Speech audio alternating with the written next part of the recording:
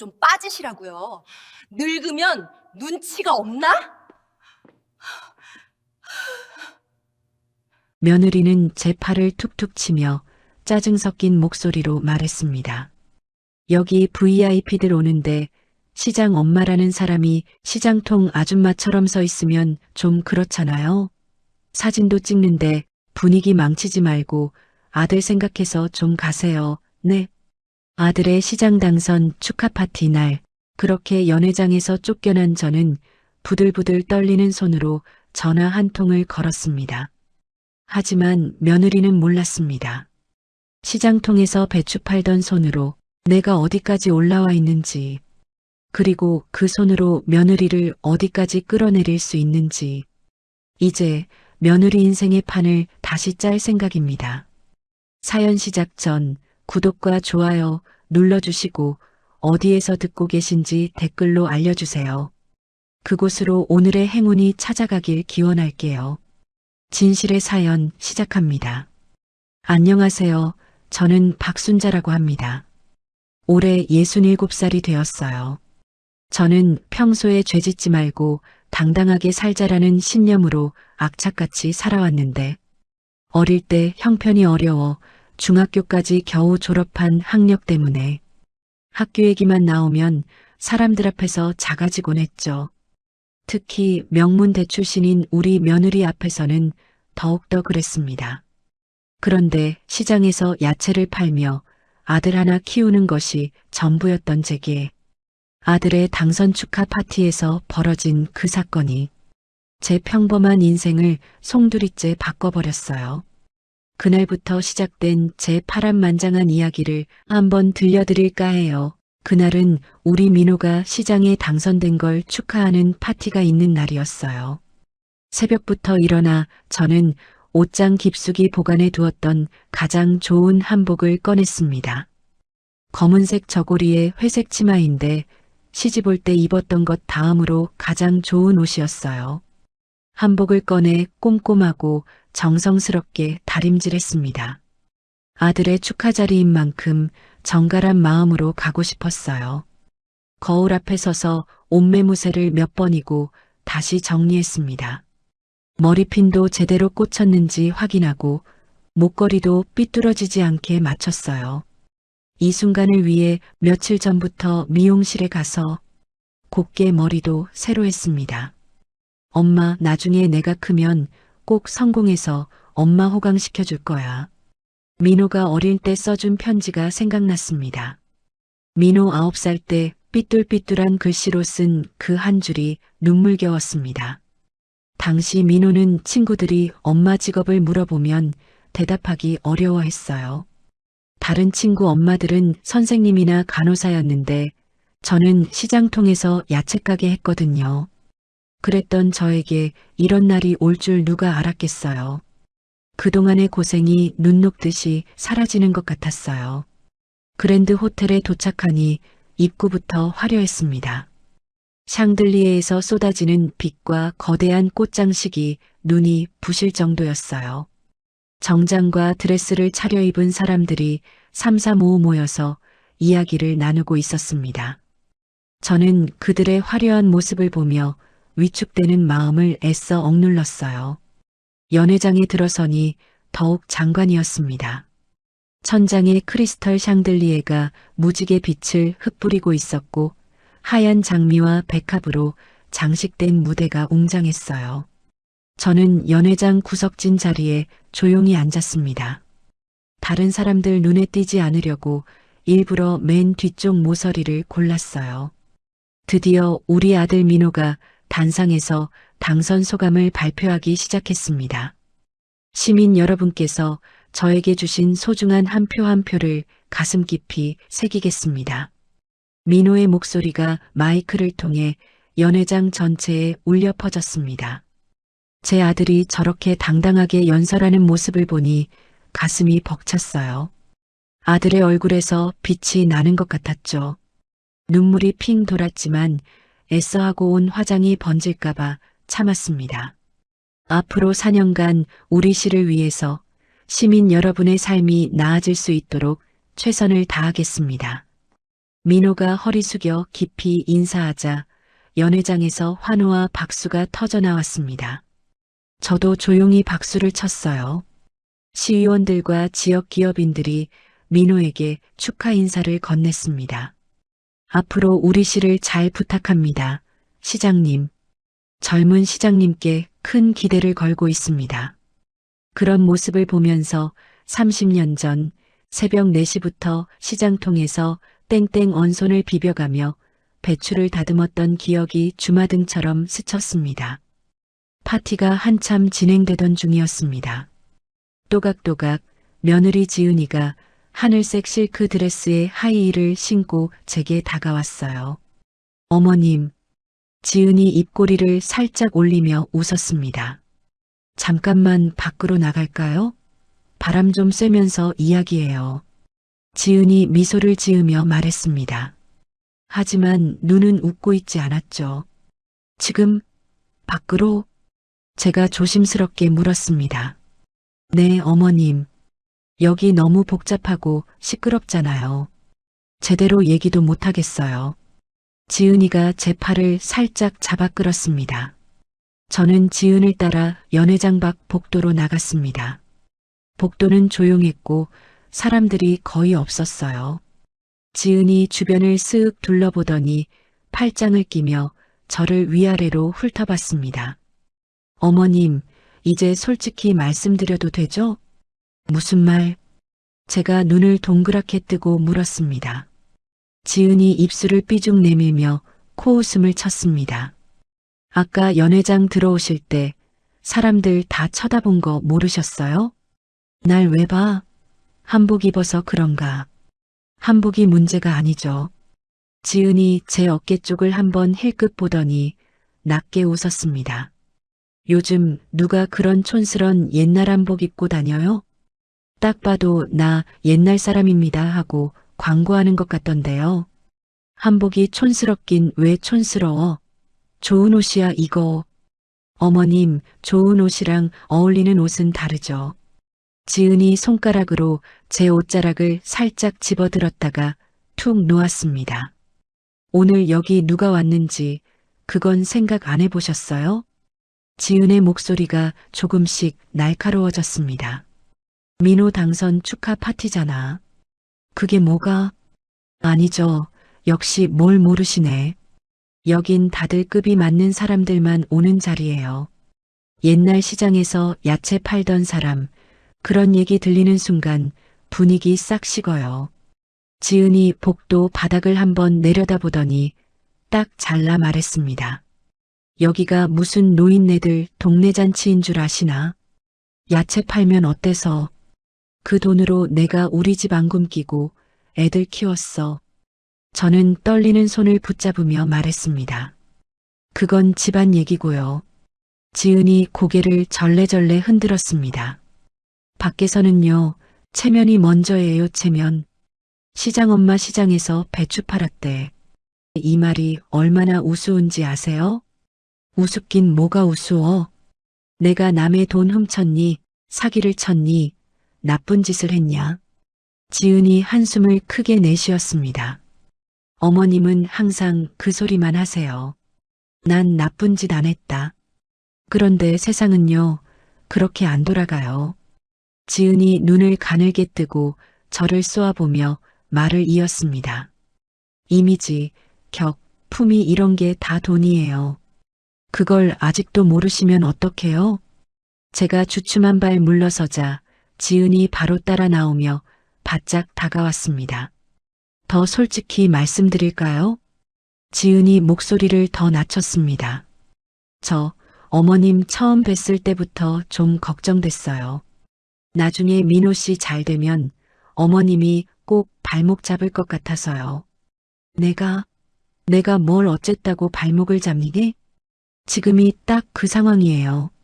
지은이 팔짱을 더 꽉 끼며 어깨를 세웠습니다. 굳이 이런 자리에 오셔서 시장 좌판에서 야채 팔았어요. 이런 소리 툭툭 하시면요. 다들 속으로 뭐라 하겠어요? 아, 저 집안이 딱 그 수준이구나 하겠죠. 나 그런 말 하려고 온 거 아니다. 그냥 우리 민호, 아니, 시장 된 거 축하해주고 싶어서 온 거야. 목구멍이 꽉 막히는 것 같았습니다. 엄마라고 해서 다 같은 엄마는 아니잖아요. 그런 마음이면 파티 끝나고 집에 오거든 박수만 쳐주셨어도 되지 않을까요? 그러니까 제 말은 좀 빠져 계시라고요. 눈치 좀 챙기세요, 어머님. 그 말이 가슴에 비수처럼 꽂혔습니다. 집에 계셨으면 좋았을 걸 굳이 여기까지 나오셔가지고는. 안 그랬으면 어머님이랑 저 이렇게까지 불편할 필요도 없었잖아요. 쯧쯧 며느리의 혀차는 소리가 들렸습니다. 어머님, 지은이 마지막으로 제 눈을 똑바로 바라보았습니다. 제가 지금 드리는 말 기분 나쁜 거 알아요. 근데요, 누군가는 이 말 해야 돼요. 안 그러면 어머님 평생 모르고 사시잖아요. 그나마 전화되니까 말씀드리는 거예요. 저 나쁜 사람 만들지 마세요. 지은이 고개를 절레절레 흔들며 마치 아무 일도 없었다는 듯 입꼬리를 올려 웃었습니다. 그러고는 박수를 짝소리나게 쳤습니다. 자, 이제 정리되셨죠? 여기까지만 하시고 조용히 들어가시든지 집에 가시든지 알아서 판단하세요. 지은의 말이 끝나자 복도 끝에서 누군가 나타났는데 시의원 부인이었어요. 여기 계셨네? 시의원 부인이 다가오며 웃었습니다. 무슨 대화 나누고 계세요? 아, 저희 어머님이 조금 답답하다고 하셔서요. 지은이 눈 한번 깜빡이며 재빨리 제게 시선을 던졌습니다. 바람 좀 쐬러 나왔어요. 아내가 너무 덥잖아요. 저희 어머님이 이런데 안 좋아하시거든요.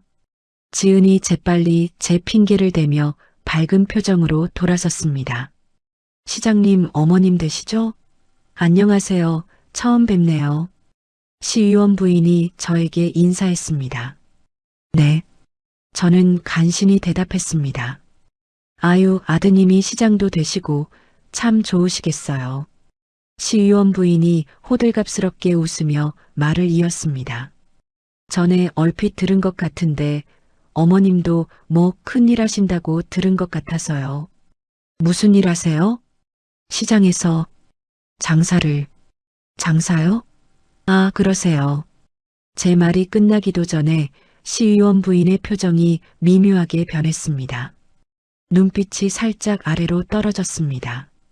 옆에 있던 지은이 제 팔을 살짝 꼬집었어요. 어머, 밖에 공기가 너무 차네요. 지은이 일부러 웃는 얼굴을 유지하며 말했습니다. 어머님, 들어가시죠. 여기 오래 계시면 감기 걸리시겠어요. 추워요. 하지만 저는 더 이상 그 자리에 있을 수 없었습니다. 다리에 힘이 풀려 당장이라도 주저앉을 것 같았거든요. 난 그냥 집에 가는 게 좋겠다.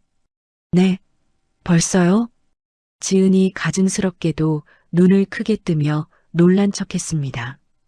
이제 막 분위기 올라오는데 좀 더 계시지 그러세요. 그러나 눈빛에는 안도감이 스쳤습니다. 조금 피곤해서 제가 겨우 말을 이었습니다. 저는 비틀거리며 연회장으로 들어가지도 않고 바로 호텔 로비로 향했습니다. 호텔 로비로 나서는데 발레 파킹 직원이 저를 알아보고 깊이 고개를 숙였습니다. 안녕하십니까? 그 직원은 대한건설협력업체에서 일하는 김상철이었어요. 하지만 아무도 그 사실을 모르겠죠. 저도 가볍게 눈인사만 하고 그냥 지나쳤습니다. 사실 인사를 받아줄 여력도 없었습니다. 머릿속에서는 오늘 며느리의 그 어처구니 없었던 말들만 계속 곱씹고 있었죠. 집으로 돌아와서 서재로 바로 갔습니다. 깊숙한 금고를 열고 대한건설 관련 서류들을 꺼냈어요. 사업자 등록증과 재산 목록, 그리고 주주 명부까지 두꺼운 파일이 몇 건이나 되었습니다. 30년 전 시장에서 야채를 팔 때 우연히 옆 생선가게 윤자 엄마가 저기 뒷산에 아파트 짓는 데더라. 돈 좀 된대. 라고 말한 게 시작이었어요. 그때부터 돈이 모이면 조금씩 땅을 사모으기 시작했는데 그건 남편도 모르는 일이었습니다. 여보, 오늘 많이 팔렸나? 남편이 물어보면 그냥 그럭저럭이라고 대답했어요. 실제로는 번 돈을 모두 부동산에 투자하고 있었거든요. 남편에게 말하면 이러쿵저러쿵 입대는 게 귀찮아 저 혼자 조금씩 일을 벌여왔습니다. 지금은 이 지역 최대 건설업체가 되었지만 저의 모자란 학력과 신분 때문에 계속 숨어 지냈습니다. 첫 토지 매입 계약서를 보니 감회가 새로웠습니다. 은행에서 대출을 거절당했지만 그럼 현금으로 매입하겠다고 했더니 달려오던 은행 지점장도 생각이 났습니다. 아주머니, 학력이 어떻게 되세요? 담보로 잡을 재산이 있으세요? 은행원들이 무시하는 눈빛으로 쳐다봤던 게 어제 일 같았습니다. 그래도 포기하지 않고 현금을 모아서 조금씩 땅을 샀어요. 한 푼, 두 푼 모았던 게 이렇게 큰 회사가 될 줄 꿈에도 몰랐지만요. 다음 날 아침 일찍 박 사장에게 전화를 걸었습니다. 박동철 사장은 20년 전부터 대한건설의 전문 경영인으로 일해왔어요. 서울대 경영학과를 나와서 대기업에서 경력을 쌓다가 제가 직접 스카우트한 사람입니다. 겉으로는 대한건설의 대표이사로 알려져 있지만 실제로는 제 지시를 받아 회사를 운영하는 관리인 역할을 해왔어요. 사장님, 안녕하십니까? 박 사장이 공손하게 인사했습니다. 20년 동안 저를 이사장님이라고 부르며 깍듯이 모셔왔던 그였어요. 박 사장, 오늘 오후에 회사로 나갈 테니까 좀 봅시다. 네. 갑자기 무슨 일이십니까? 앞으로의 모든 결정은 내가 직접 내립니다. 제가 단호하게 말했습니다. 사람들 전부 대기시키세요. 전화 너머로 박 사장이 깜짝 놀라는 기색이 느껴졌습니다. 하지만 그는 제가 실제 사장이라는 걸 누구보다 잘 알고 있는 사람이에요. 학력은 저보다 훨씬 높지만 제 사업 감각과 판단력을 인정하고 존경해주는 몇 안 되는 사람 중 하나였습니다. 알겠습니다. 이 사장님이 직접 나서주시니 더욱 든든합니다. 박 사장은 30년간 제가 숨어 지낼 수 있도록 든든한 방패막이 역할을 해준 고마운 사람이었어요.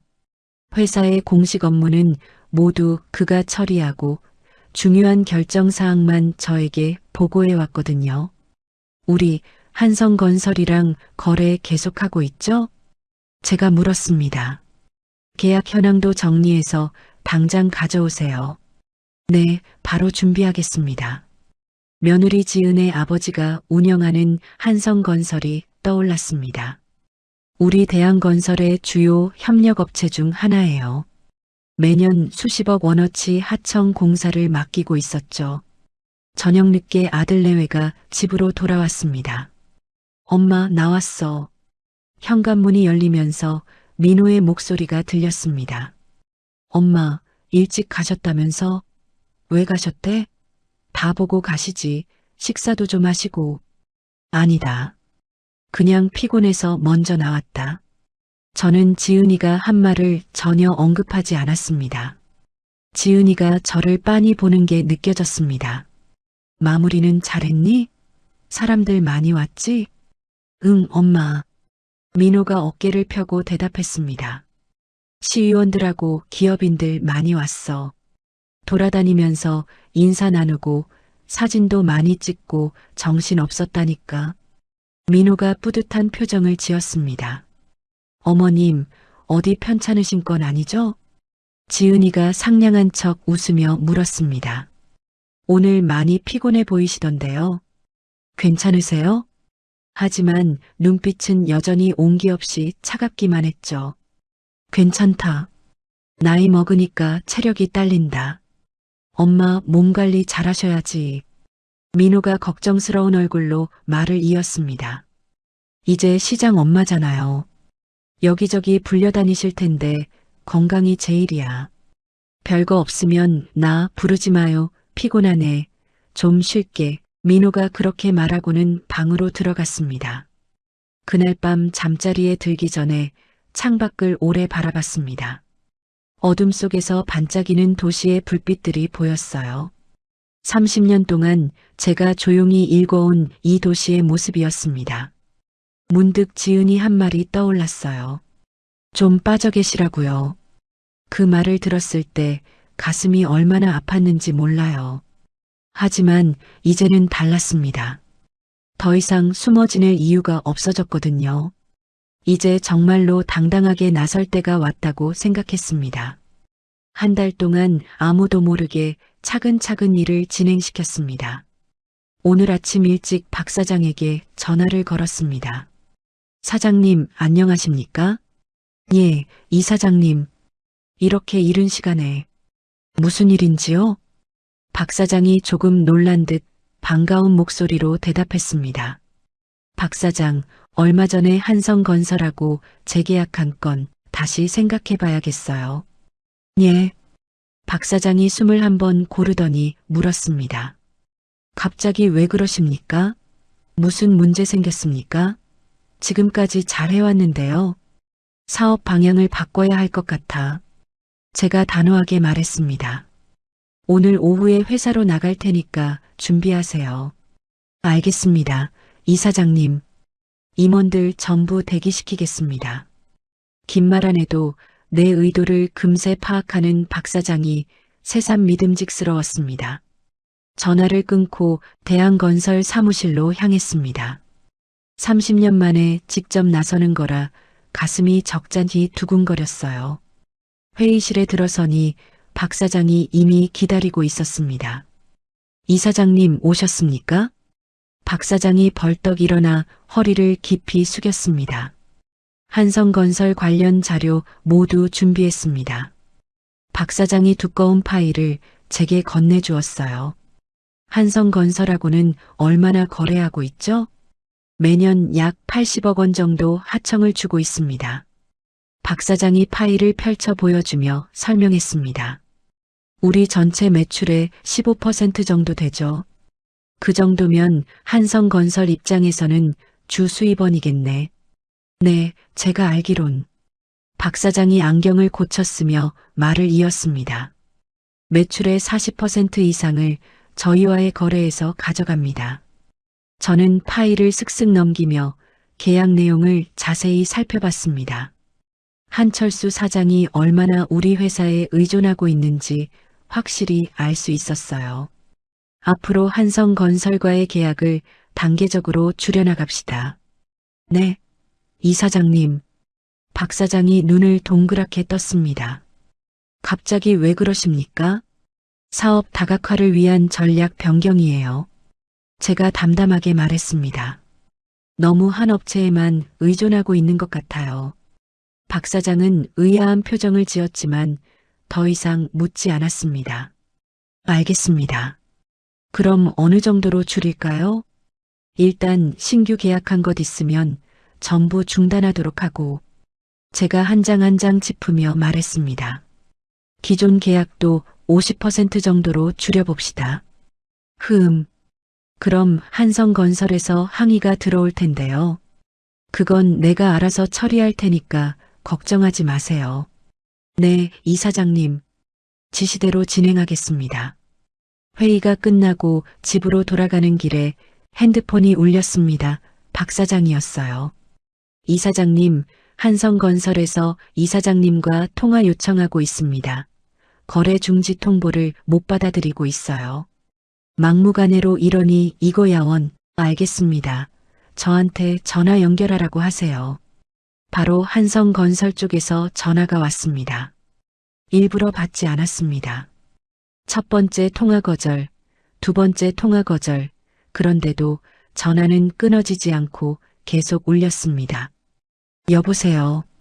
다섯 번째 전화가 왔을 때 마지못해 받아들었습니다. 아, 이 사장님. 한성건설 한철수 사장의 목소리가 다급했습니다. 아니, 제가 박 사장님에게 말도 안 되는 얘기를 들었는데 확인하고 싶어서 이 사장님께 직접 연락드립니다. 무슨 일이시죠? 저는 담담하게 물었습니다. 갑자기 계약을 줄인다고 하시는데 혹시 저희가 뭐 잘못한 게 있습니까? 한철수가 목소리를 낮추며 말했습니다. 말씀만 해주시면 바로 고치겠습니다. 아니에요. 그런 거 아닙니다. 제가 짧게 잘랐습니다. 회사 사정상 어쩔 수 없는 결정입니다. 이사장님, 저희 20년 넘게 성실히 일해왔잖습니까? 한철수가 다급하게 말했습니다. 한 번만 다시 생각해 주세요. 갑자기 이렇게 되면 저희가 너무 어렵습니다. 죄송하지만 이미 결정된 사안입니다. 이사장님, 정말 이대로. 저는 더 듣지 않고 전화를 뚝 끊었습니다. 속이 다 시원했습니다. 이제 시작일 뿐이에요. 며칠 후 민호가 시청에서 추진하려던 주택단지 조성사업 회의가 있었습니다. 박 사장에게 미리 지시해둔 대로 우리 회사의 참여 규모를 대폭 줄였어요.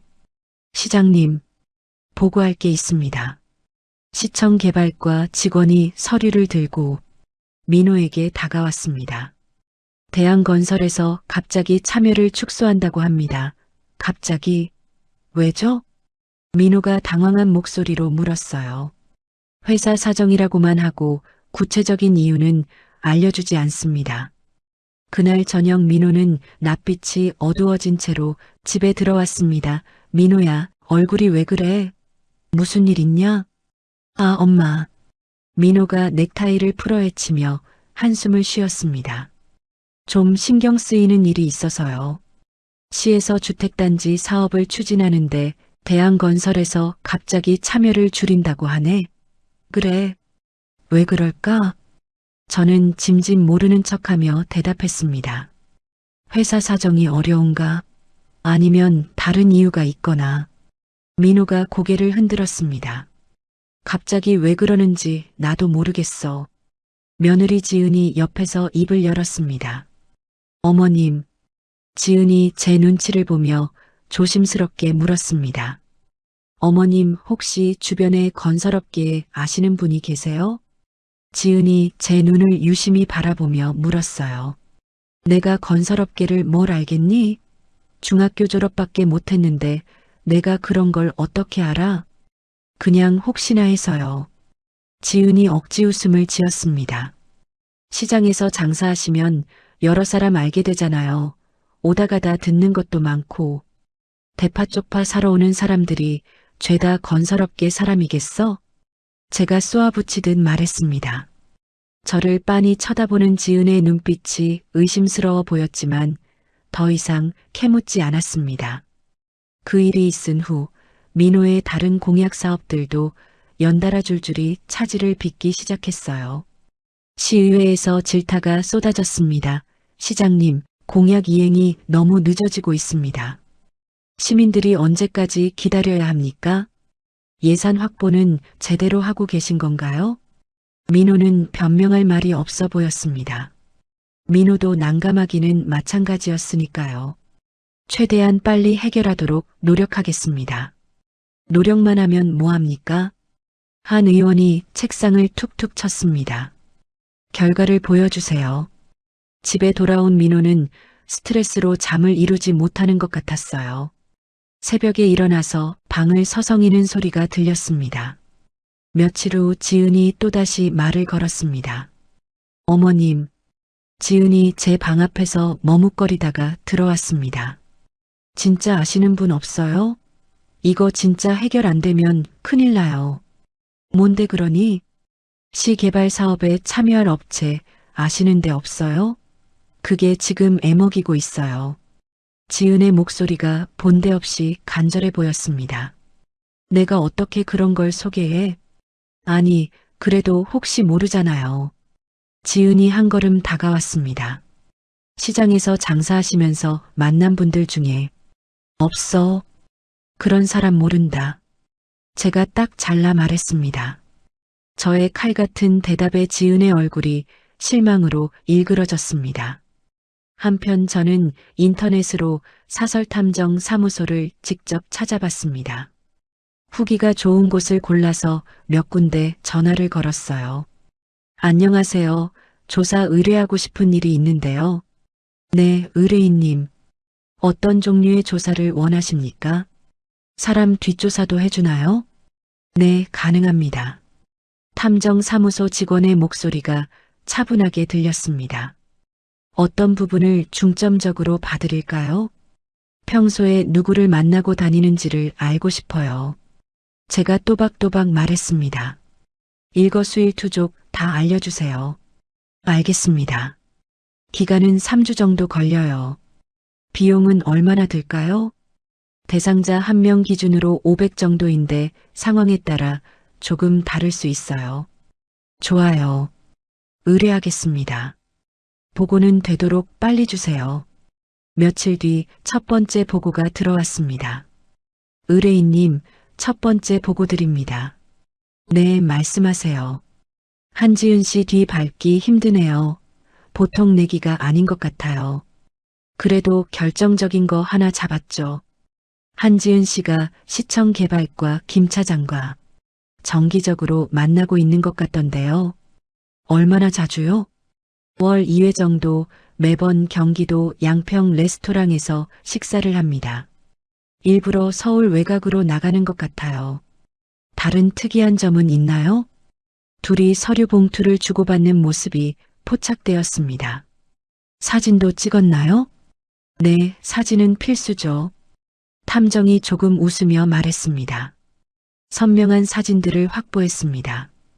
드디어 의혹이 확실해졌습니다. 지은이 뭔가 수상한 일을 하고 있다는 걸 확신할 수 있었어요. 좋아요. 계속 조사해 주세요. 제가 낮고 단단한 목소리로 말했습니다. 새롭게 알아낸 것 있으면 지체 없이 알려주세요. 네, 알겠습니다. 그날 밤 방 너머로 지은이가 친정 어머니와 통화하는 소리가 들렸습니다. 엄마, 우리 시어머니 좀 이상하지 않아? 뭐가? 뭘 또 그리 예민하게 보니? 요즘 민호 씨 때문에 신경 쓸 게 많잖아. 그래서 내가 건설업계에 대해서 아는 거 있냐고 좀 떠봤는데 이상하게 대답하더라고. 니네 시험이 평생 시장에서 채소나 팔아봤지. 중졸이라며 뭘 알겠어? 그렇긴 한데 그래도 우리 어머니 보통 아니야. 지은이 목소리가 낮아졌습니다. 좀 수상하지 않아? 내가 한번 알아봐야겠어. 전화 내용을 들으니 기가 찼습니다. 구린 놈이 성낸다고 누굴 의심하는 걸까요?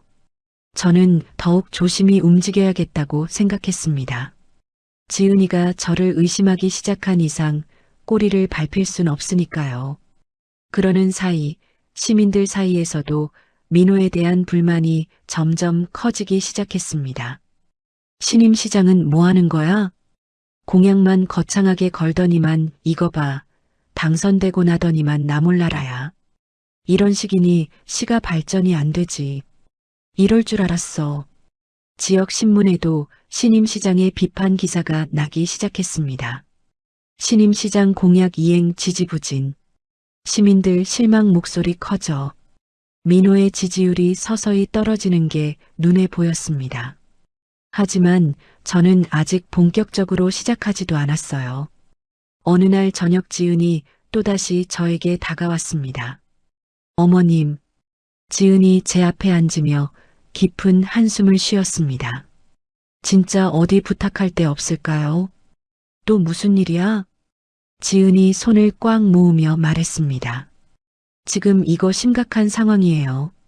얘가 계속 같은 소리만 하네. 제가 눈을 마주보며 말했습니다. 내가 뭘 안다고 나한테 그러니? 그렇게 걱정되면 너희 친정에라도 얘기해보지. 저의 대답이 마음에 들지 않았는지 지은이의 한쪽 눈썹이 치켜 올라갔습니다. 덩달아 말투도 뾰족해졌죠. 이미 친정에서도 도와주려고 하시는데 안 되니까 그렇죠. 그럼 어떻게 해요? 이대로 민호 씨 욕먹던 말던 내비둬요? 지은이 목소리가 높아졌습니다. 이대로 가면 민호 씨 정치 생명이 끝날 수도 있어요. 그걸 바라세요? 그건 민호가 알아서 해야 할 일이지. 내가 어떻게 해? 혹시 어머님이 뭔가 숨기고 계시는 건 아니죠? 지은이 대놓고 의심하기 시작했습니다. 제가 한숨을 쉬며 말했습니다. 시장에서 야채나 팔던 사람이 숨길 게 뭐가 있어? 알겠어요. 죄송해요. 지은이 입술을 깨물었습니다. 너무 답답해서 그랬어요. 수긍하는 듯한 말투였지만 표정은 여전히 의심 가득한 눈초리였습니다. 2주 후 탐정에게서 더 구체적인 보고가 들어왔습니다. 한지은 씨의 은행 계좌로 매달 거액이 입금되고 있는 정황을 알아냈습니다. 돈이요? 얼마나요? 한 달에 3억 원 정도씩 들어오고 있어요. 3억? 제가 놀라서 다시 물었습니다. 출처는? 김 차장의 개인 계좌에서 나온 돈으로 보입니다. 김 차장이라 제가 낮게 중얼거렸습니다. 사진 증거는 충분히 확보했나요? 네, 사진, 동영상 모두 찍었습니다. 이제 확실한 증거를 잡았습니다. 지은이 이것이 정말로 겁도 없이 비리를 저지르고 있었던 겁니다. 지은이를 좀 혼내주려고 시작했던 일인데 일이 점점 커지고 있었습니다. 그래도 일이 이렇게 된 이상 이대로 엎을 수는 없었어요. 더 큰 증거를 잡아야 했습니다. 2달간의 조사가 끝났습니다. 사설 탐정이 가져온 증거를 보고 저는 깜짝 놀랐어요. 며느리 지은이는 제가 상상했던 것보다 훨씬 큰 일을 벌이고 있었습니다. 결정적인 증거를 확보했습니다. 탐정이 두꺼운 파일 모음을 제 앞에 놓았어요. 한지은 씨가 시청 개발과 김 차장과 공모해서 내부 정보를 빼내고 있습니다. 사진을 보니 지은이 김 차장에게 봉투를 건네는 장면이 선명했습니다. 레스토랑 구석자리에서 몰래 찍은 사진이었어요. 이게 언제부터 시작된 일이죠? 알아보기로는 1년 넘게 지속되고 있습니다. 매월 2번씩 만나서 거액을 주고받았어요. 얼마나 받았을까요? 지금까지 약 50억 원 정도로 추정됩니다. 50억? 50억이라는 숫자에 머리가 띵했습니다. 더 놀라운 건 이겁니다. 탐정이 가방에서 다른 서류를 얼른 꺼냈어요. 한지은 씨가 이 돈으로 싱가포르에 아파트를 샀더라고요. 아무래도 잘못됐을 때를 대비돼서 언제든 빠져나가려고 미리 준비해 둔 것 같아요. 해외 계좌도 있던가요? 네, 알아보기로는 싱가포르 은행에 계좌를 개설했습니다. 탐정이 고개를 끄덕였습니다. 이미 30억 원이 들어있는 거 확인했습니다. 지은이는 생각보다 어수룩하지 않았습니다. 한 식구라고 살아왔던 아이의 치밀함에 소름이 돋았습니다. 그런데 더 큰 문제가 있어요. 탐정이 서류를 짚으며 말했습니다. 모든 서류를 이민호 시장님 명의로 처리해놨습니다. 이거 발각되면 이민호 시장님이 덤터기 쓸 것 같아요. 제 손이 부들부들 떨렸습니다. 무릎에 올려뒀던 가방 손잡이를 꽉 움켜쥐었어요. 한지는 지은이가 내 아들을 이용해서 범죄를 저지르고 있었던 거예요. 이 모든 것들을요. 이 증거면 고발하기에 충분합니까? 네, 확실한 증거들입니다. 집으로 돌아와서 대한건설 고문 변호사인 이 변호사에게 전화를 걸었습니다. 선생님, 밤늦게 죄송해요. 급한 일이 있어서 연락드립니다. 무슨 일이십니까? 이 변호사는 10년 전부터 우리 회사 법률 업무를 담당해온 분이에요. 믿을 만한 사람이었습니다. 제가 자료 하나 보내드릴게요. 증거 자료를 보시고 법적 조치가 가능한지 검토해 주세요. 알겠습니다. 내일 오전에 뵐까요? 다음 날 사무실에서 이 변호사를 만났습니다. 이 사장님 오셨습니까? 이 변호사는 저에게 자리를 권해주며 따뜻한 차 한 잔을 건네주었습니다. 이 정도면 횡령과 배임 혐의로 고발이 가능합니다. 변호사가 서류를 꼼꼼히 살펴보며 말했어요. 하지만 문제가 있습니다. 이민호 시장님 명의로 된 서류들이 너무 많아요. 맞아요. 제가 걸리는 게 바로 그겁니다. 한지은 씨가 의도적으로 책임을 전가하려고 한 거겠죠. 이 변호사가 안경을 고쳤으며 말했습니다. 자칫하면 이민호 시장님이 공범으로 몰릴 수도 있어요. 제 가슴이 철렁 내려앉았습니다. 우리 민호는 아무것도 모르는데 누명을 쓸 수도 있다는 얘기였어요. 아들이 다치기 전에 어서 빨리 일을 해결해야 했습니다. 그날 저녁 가족 식사 자리였습니다. 어머님, 진짜 일이 너무 안 풀려요. 이러다 민호 씨 이미지 더 나빠질 것 같은데. 진짜 어머님 아시는 분 없어요? 지은이 또다시 같은 질문을 했어요. 왜 자꾸 물어보니 모른다고 했잖아. 내가 뭘 안다고. 그럼 예전에는 어떤 일을 하셨어요? 장사 말고 다른 일도 해보셨나요? 지은이 제 과거를 캐묻기 시작했습니다. 시장에서 야채만 팔았지 뭘. 정말 그게 전부예요? 다른 사업은 안 해보셨고요? 지은의 눈빛이 의심스러워 보였어요. 야채 장사하는 것도 힘들어 죽겠는데 다른 사업을 언제 해? 민호가 옆에서 입을 열었습니다. 엄마, 정말 도움을 받을 방법이 없을까? 이대로 가면 공약은커녕 자리도 위태위태하겠어. 민호야, 너 혼자 힘으로도 충분히 할 수 있어. 하지만 현실적으로 좀 막막하긴 해요. 건설업체들이 다 참여를 꺼리고 있어. 띠리링 띠리링. 그때 어린 시절 친구 김영희에게서 전화가 왔습니다. 순자야, 요즘 잘 지내? 김영희? 오랜만이네. 그럭저럭 지내지 뭐. 혹시 말인데 대한건설 이사장이 너 맞지? 영희의 갑작스러운 질문에 깜짝 놀랐습니다. 뭐? 왜 갑자기 그런 걸 물어봐? 업계에서 소문이 돌더라. 한성건설 팽당했다던데?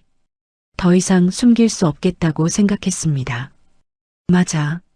나야. 역시 그렇구나. 왠지 그럴 것 같더라. 왜 그동안 숨기고 있었어? 알잖아. 나 가방끈 짧은 거. 사람들 입방아에 오르락 내리락 하는 것도 싫고. 그것 때문에 좀 부끄러웠어. 이 맹추야, 그런 게 뭐가 부끄러워? 돈 있고 능력이 있으면 되는 거지. 영희에게 지은의 일을 모두 털어놨습니다. 며느리가 걔 간도 크다 그런 짓을 하고 있다니. 어떻게 해야 할지 모르겠어. 더 이상 숨지 마. 숨길 게 뭐가 있어? 이제라도 당당하게 나서야 할 때야. 하지만 민호 생각하면, 민호를 정말 생각한다면 더욱 빨리 나서야지. 며느리 때문에 민호 망치고 나서 후회할래? 영희의 말이 맞았습니다. 내가 도와줄게. 나 금융당국에 아는 사람이 있어. 정말? 며느리 혼내줄 거면 이참에 제대로 혼내줘야지.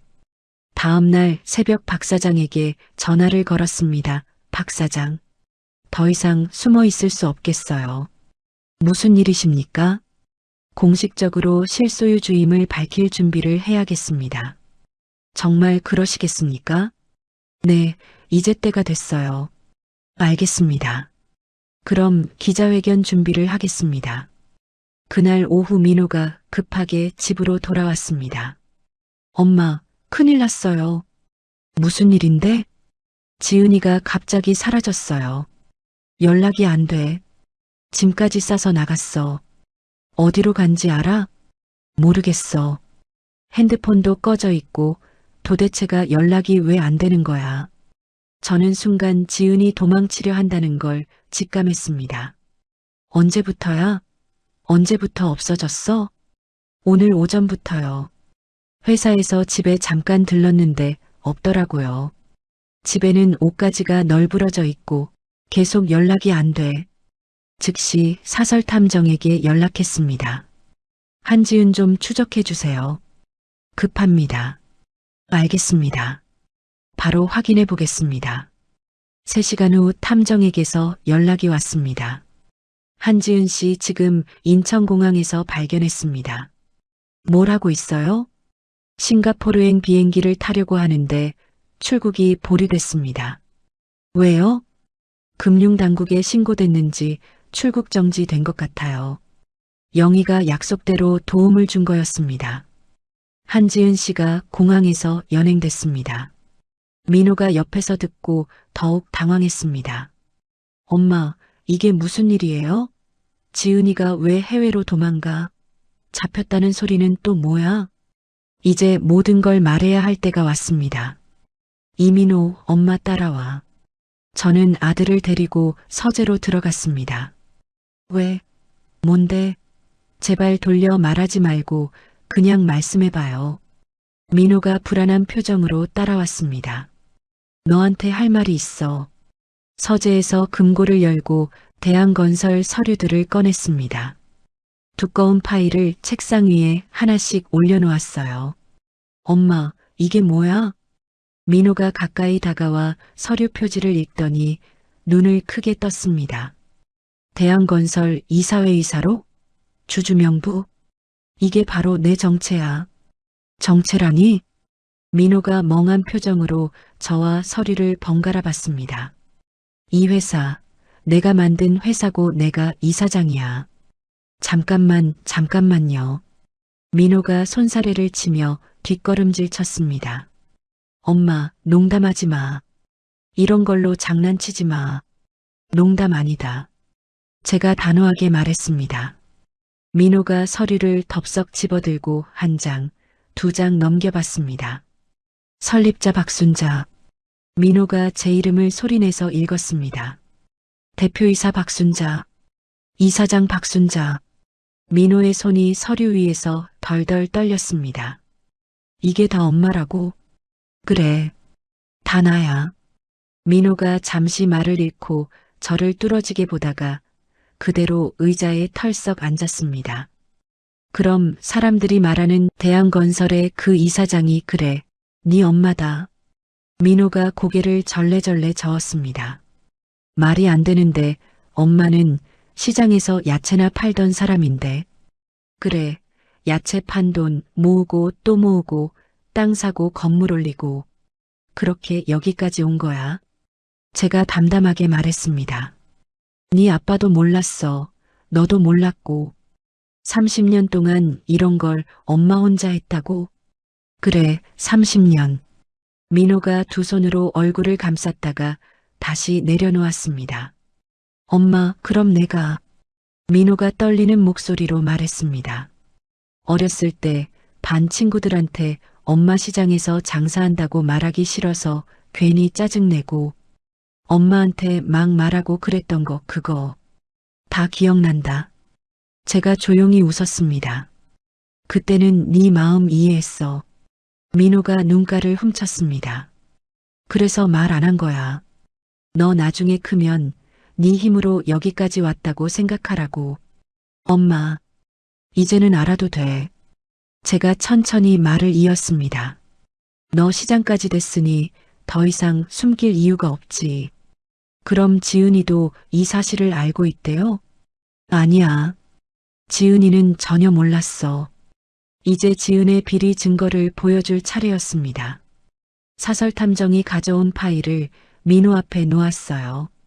그럼 지은이는 왜 도망을 간 거야? 이 사진들을 봐. 사진을 건네받은 민호의 얼굴이 하얗게 변했습니다. 지은이 김 차장과 현금 봉투를 주고받는 모습이 선명했어요. 이게 뭐예요? 지은이가 시청 개발과 김 차장과 공모해서 내부 정보를 빼내고 리베이트를 받았어. 거짓말이죠? 민호가 고개를 세차게 저었습니다. 지은이가 그럴 리가 없어요. 내가 아는 지은이는 그런 애 아니야. 1년 넘게 계속된 일이야. 제가 단호하게 말했습니다. 지금까지 50억 원 정도 받은 것 같아. 50억? 민호가 숨을 헐떡였습니다. 더 충격적인 건 이거야.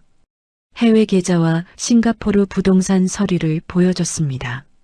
언제든 도망갈 준비를 다 해뒀어. 해외 집까지 말도 안 돼. 민호가 서류를 손에 쥔 채 멍하니 있었습니다. 이런 일이 있을 수 없어요. 민호가 머리를 감싸쥐었습니다. 그런데 가장 큰 문제는 이거야. 제일 마지막 서류를 보여줬어요. 모든 서류가 네 이름으로 돼 있어 발각되면 너한테 모든 책임을 뒤집어 씌우려고 했던 거야. 내 이름으로? 그래. 제가 서류한 곳을 손가락으로 짚었습니다. 여기 봐. 인감도장, 서명 전부 네 이름으로 돼 있지? 정말 내 이름이네. 지은이가 나를. 민호가 서류를 떨리는 손으로 받아들였습니다. 도장을 찍은 기억이 몇 번 있긴 한데 내용은 제대로 안 보고 그 도장 지은이가 가져와서 급하다면서 찍으라고 했지?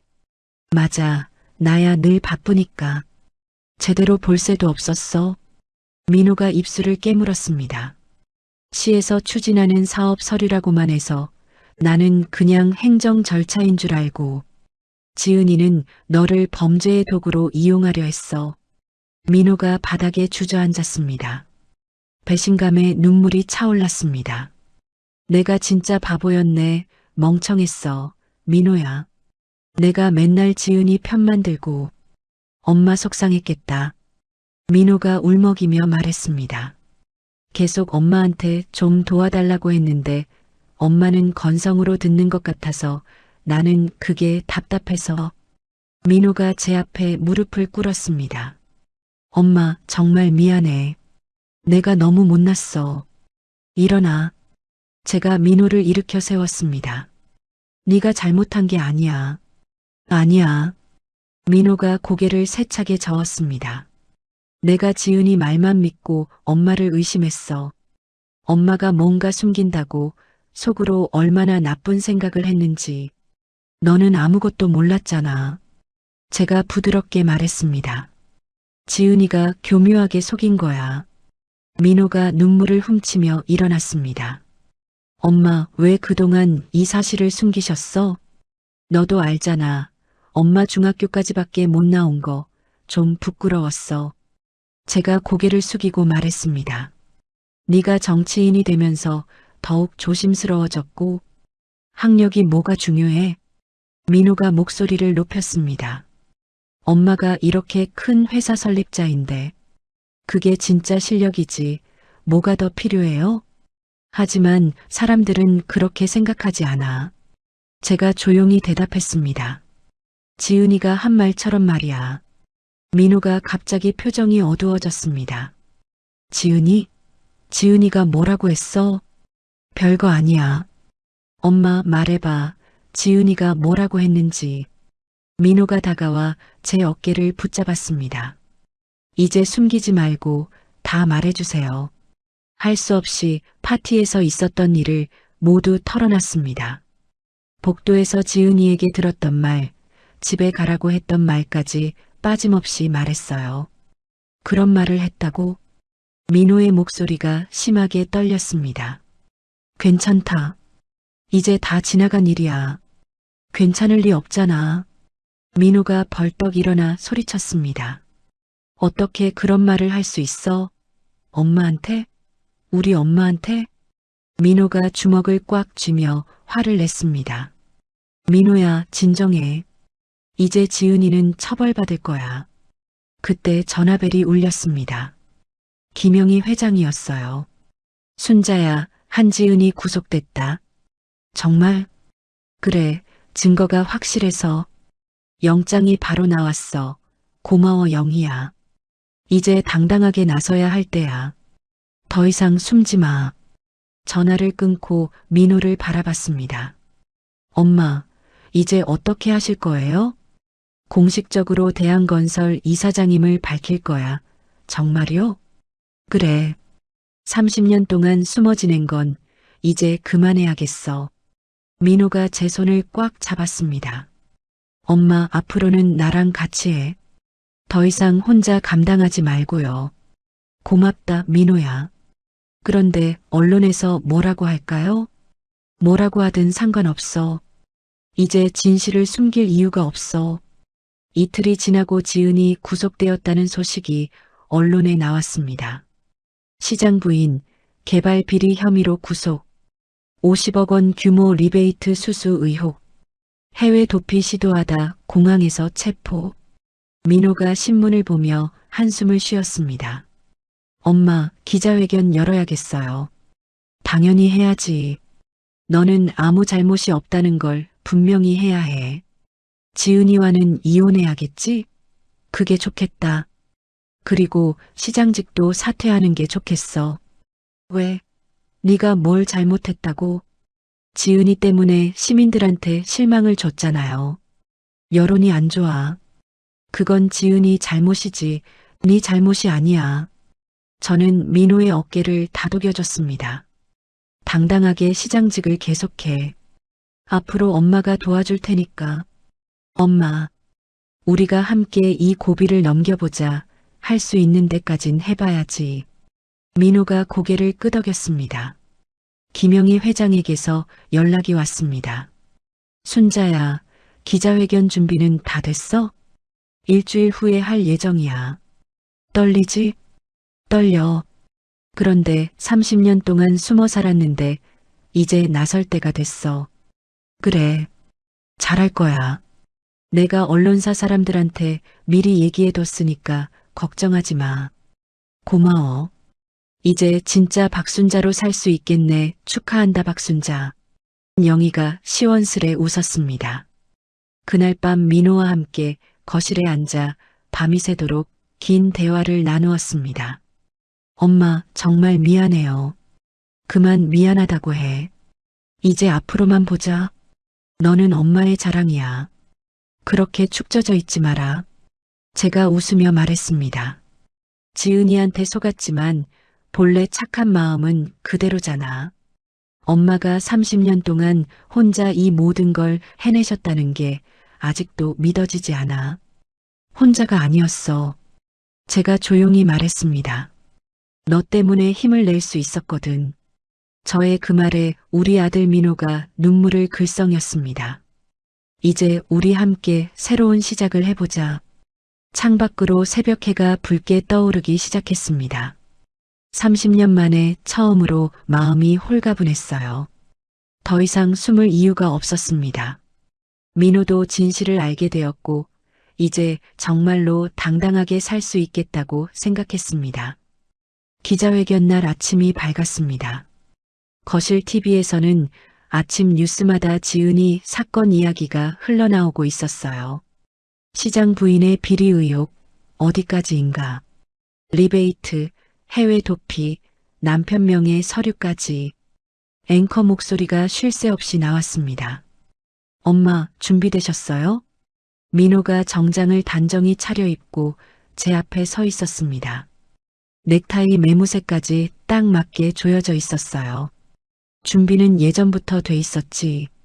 그래도 오늘은 다르잖아. 엄마가 세상 앞에 처음 서는 날인데 저는 평소보다 조금 더 단정하고 품이 있어 보이는 정장을 꺼냈습니다. 시장에서 장사할 때 입던 앞치마 대신 세상에서 처음으로 이사장답게 입는 옷이었어요. 이 옷 이상하지 않냐? 아니야, 딱 엄마 같아. 민호가 웃었습니다. 깔끔하고 억척스럽고 믿음직해 보여요. 거울을 보며 머리를 한번 빗어 넘기고 단정히 정리했습니다. 가자, 민호야. 시청 앞에 도착하니 이미 기자들이 잔뜩 모여 있었습니다. 카메라가 번쩍번쩍 터지고 여기저기서 마이크가 보였어요. 시장님 오셨습니다. 저기 옆에 계신 분이 혹시 어머님인가요? 차문을 여는 순간 기자들이 우르르 몰려왔습니다. 시장님, 아내분 비리에 대해 한 말씀 해주시죠. 시장님, 사퇴 의향 있으십니까? 옆에 계신 분, 시장님 어머님 맞으시죠? 민호가 먼저 제 쪽으로 몸을 살짝 돌렸습니다. 엄마, 괜찮으시겠어요? 괜찮다. 이제 시작이다. 민호와 저는 나란히 걸어 시청 대회의실로 들어갔습니다. 기자회견장이 사람들로 가득 찼어요. 각 방송사 신문사 로고가 붙은 카메라들이 일제히 우리를 향했습니다. 마이크가 놓여있는 단상 앞에 서니 숨이 조금 가빠졌습니다. 하지만 마음을 가다듬었어요. 이 순간을 피하려고 30년을 산 게 아니라고 생각했습니다. 먼저 민호가 마이크를 잡았습니다.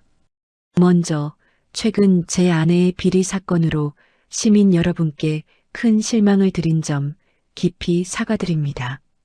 민호의 목소리는 약간 떨렸지만 또렷했습니다. 저는 그 어떤 불법에도 가담하지 않았습니다. 아내가 제 명의를 이용해 서류를 꾸민 사실을 최근에서야 알게 되었습니다. 기자들이 바쁘게 받아 적었습니다. 그 부분은 수사 과정에서 명확히 밝혀질 것이고 저 또한 모든 조사를 성실히 받겠습니다.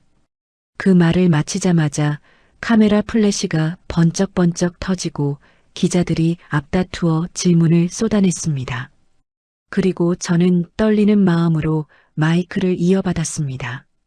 30년 만에 처음으로 제가 직접 나서는 자리였어요. 안녕하십니까? 저는 박순자입니다. 시장 이민호의 애미 되는 사람입니다. 마이크를 잡은 제 손에 땀이 맺혔습니다.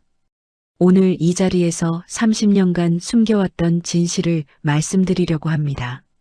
앞줄에 앉은 기자들이 서로 눈을 마주보며 웅성거렸습니다.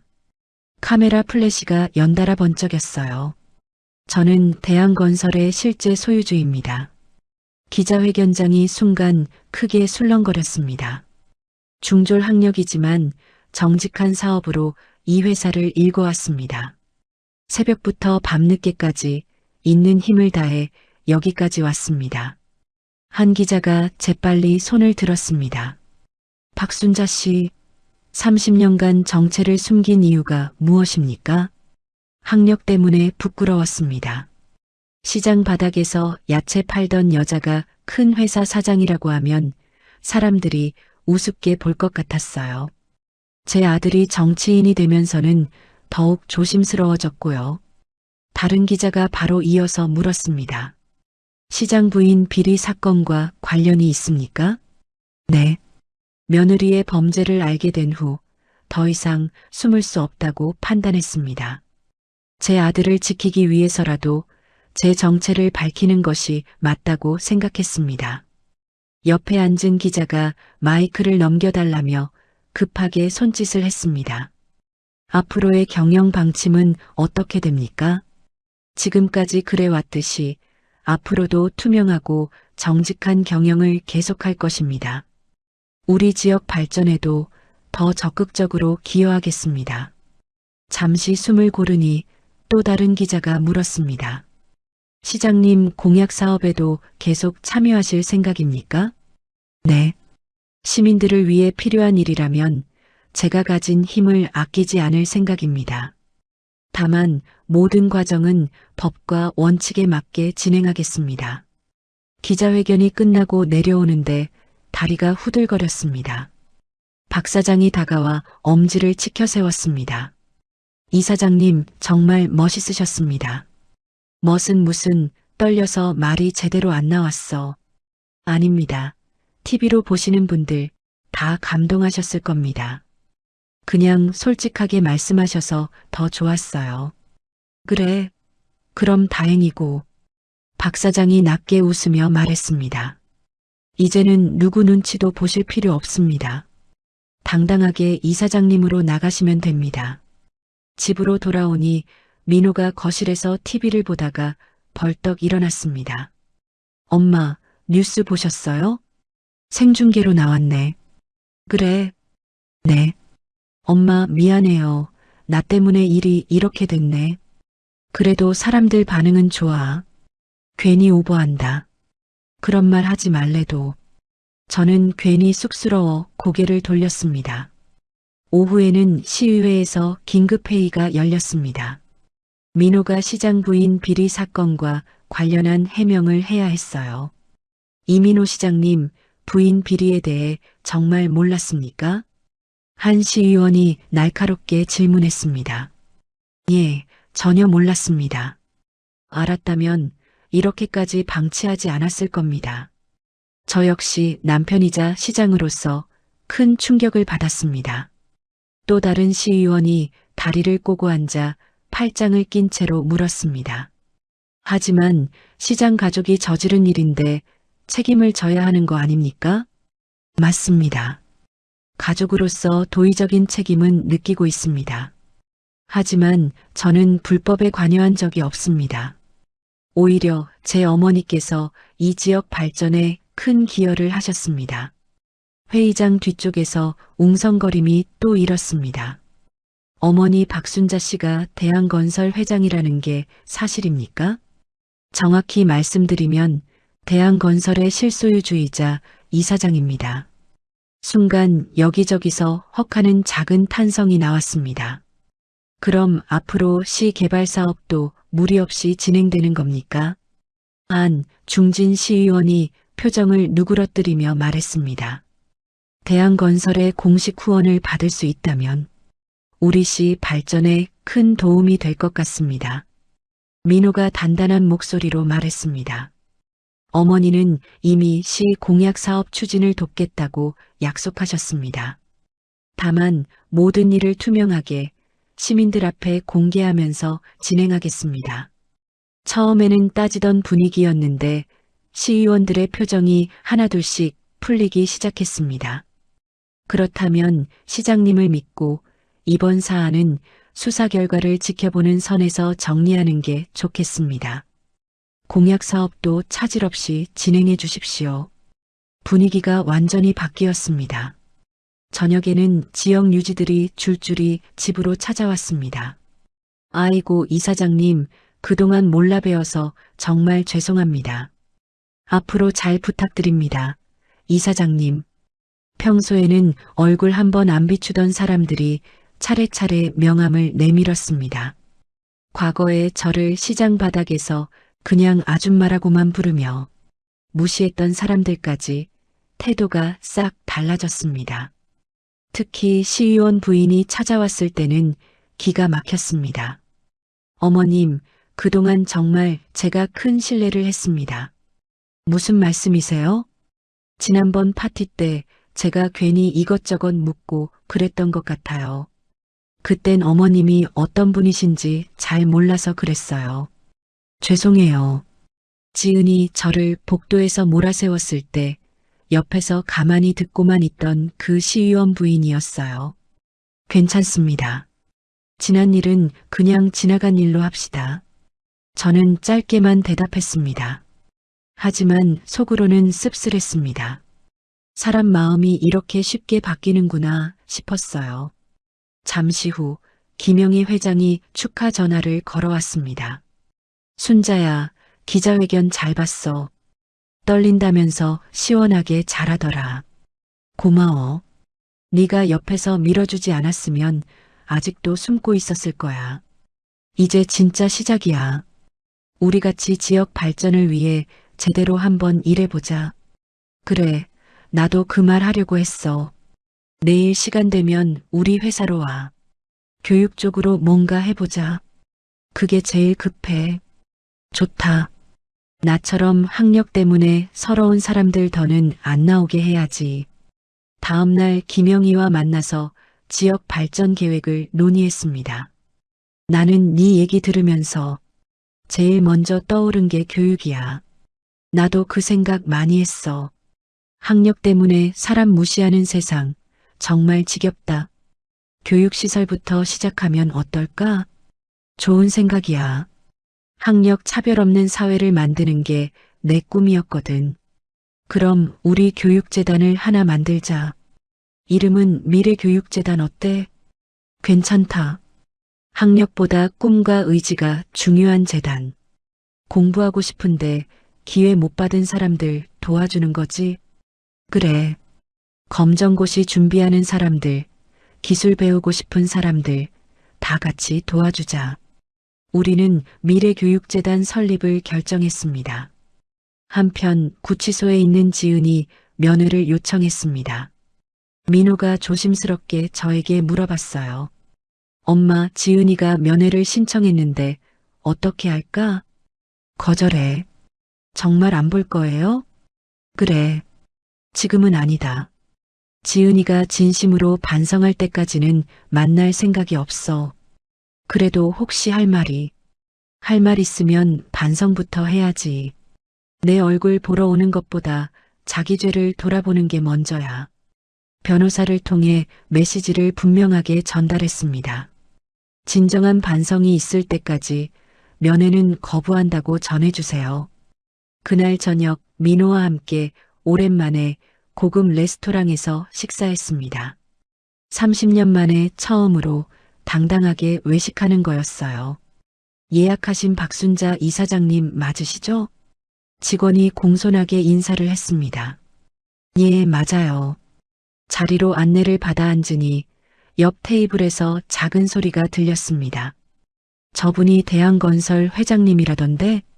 아, TV에 나온 그분? 시장 어머님이시기도 하고. 그래, 대단하신 분이야. 중졸 학력이라면서 여기까지 오셨다잖아. 예전 같으면 그 말에 가슴이 쿡 찔렸을 겁니다. 하지만 이제는 전혀 위축되지 않았어요. 엄마 얼굴 표정이 달라졌네. 민호가 웃으면서 말했습니다. 어떻게? 옛날에는 사람들 눈치부터 보시더니 이제는 그냥 딱 서 계시기만 해도 든든해. 그래, 30년 동안 짊어졌던 짐을 좀 내려놓은 것 같다. 엄마 내가 진짜 바보였어. 엄마가 이렇게 대단한 사람인 줄도 모르고 지은이 말만 믿고. 됐다. 지난 일은 그만하자. 알겠어요. 이제부터라도 잘해야지. 집으로 돌아가는 길에 민호가 말했습니다. 엄마, 내일부터 시청에서 새로운 개발 계획을 발표할 예정이에요. 어떤 계획인데? 대한건설과 함께하는 대규모 주택단지 사업인데, 임대주택이랑 분양주택을 같이 넣어서 서민들도 살 수 있게 해야지. 좋은 생각이야. 시민들도 많이 기다렸을 거야. 이제 정말 공약을 제대로 이행할 수 있을 것 같아. 엄마가 옆에 있다고 생각하니까 겁이 덜 나. 그날 밤 잠들기 전에 거울을 봤습니다. 30년 동안 숨어 지내던 초라한 모습이 아니라 당당한 기업인의 모습이 보였어요. 학력 콤플렉스도 열등감도 모두 사라졌습니다. 이제 진짜 박순자로 살 수 있게 되었어요. 지은이 나에게 했던 좀 빠져 계시라고요라는 말이 떠올랐습니다. 그 모욕적인 말이 오히려 제 인생을 바꾸는 계기가 되었네요. 앞으로는 더 이상 숨지 않고 당당하게 살겠다고 다짐했습니다. 2주일 후 아침부터 박 사장에게 전화가 왔습니다. 이 사장님, 급한 소식이 있습니다. 네. 무슨 일인가요, 변호사님? 목소리가 왜 이렇게 급해요? 한지은 씨가 구치소에서 허위 고발로 맞고소를 준비하고 있답니다. 한지은 씨 변호사에게 연락 왔어요. 뭐라고요? 허위 고발이요? 네. 본인은 아무 잘못이 없고 이 사장님이 거짓으로 고발했다고 주장하고 있습니다. 내가 허위 고발을 했다고요? 시어머니가 불법적인 방법으로 자신을 모함했다고 주장하고 있어요. 가슴이 철렁 내려앉았습니다. 그뿐만이 아닙니다. 방금 한성건설에서 소장이 들어왔습니다. 소장? 무슨 소송인데 그래요? 계약 축소로 인한 손해배상을 요구합니다. 얼마나 요구합니까? 그게 200억 원입니다. 200억? 제가 목이 메어서 말을 한 번 더 되물었습니다. 네, 200억입니다. 20년 넘게 협력해왔는데 우리가 일방적으로 계약을 파기했다는 주장입니다. 아니, 세상에 우리가 언제 일방적으로 파기했어. 말도 안 되는 소리를. 언론에서도 다시 저를 공격하기 시작했어요. 중졸 출신이 어떻게 그런 큰 회사를 만들었나? 야채 팔아서 모은 거 맞아? 혹시 불법 자금이 있었던 것은 아닌가? 탈세 의혹도 조사해봐야 한다. 악의적인 기사들이 쏟아져 나왔습니다. 여론이 들끓자 국세청에서도 정밀 세무조사 방침을 발표했어요. 대한건설에 대한 전면 조사를 실시하겠다. 30년간의 모든 거래 내역을 점검할 예정이다. 온라인에서는 음모론까지 퍼지기 시작했습니다. 중졸이 대기업 회장? 뭔가 수상하다. 분명히 뒤가 있을 거야. 학력 세탁한 거 아니야? 악성 댓글들이 끝없이 달렸어요. 심지어 제 개인 정보까지 인터넷에 유출되었습니다. 더욱 심각한 것은 정치적 라이벌들이 민호를 공격하기 시작한 거였습니다. 어머니 등에 업고 부정한 후원을 받는 시장은 필요 없다. 시장 자격에 문제가 있다. 야당 시의원들이 민호 사퇴 요구 결의안을 발의했어요. 시장님의 도덕성에 심각한 문제가 있습니다. 시민들을 기만한 것이나 마찬가지입니다. 시민 단체들까지 가세했습니다. 민심이 돌아서고 있었어요. 시장 사퇴 요구가 들불처럼 번지고 있었습니다. 투명한 시정을 요구한다. 끊임없는 각종 의혹, 시장은 사퇴하라. 연일 쏟아지는 스트레스가 극에 달했습니다. 회의 중에 갑자기 머리가 깨질 것 같이 아팠어요. 이사장님 괜찮으십니까?